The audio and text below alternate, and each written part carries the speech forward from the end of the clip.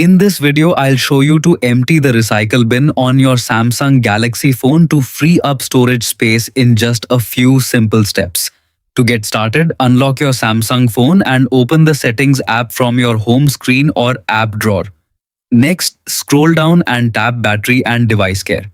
On some Samsung devices, this option may simply be called Device Care, depending on your software version. Now tap Storage to view how your phone's storage is being used. Scroll to the bottom of the storage screen and tap Trash or Recycle Bin if it's available. You'll now see the different apps that have their own trash folders, such as Gallery and My Files. Select the app whose recycle bin you want to empty. Once inside the trash folder, tap the three-dot menu in the top right corner, then choose Empty. A confirmation message will appear asking if you're sure you want to permanently delete the files. Tap Delete to confirm. Keep in mind that once the recycle bin is emptied, those files cannot be recovered unless you've backed them up using Samsung Cloud, Google Photos, or another backup service.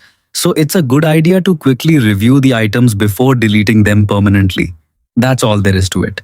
Emptying the recycle bin regularly helps free up storage space and keeps your Samsung Galaxy running smoothly, especially if you frequently delete photos, videos, or other large files.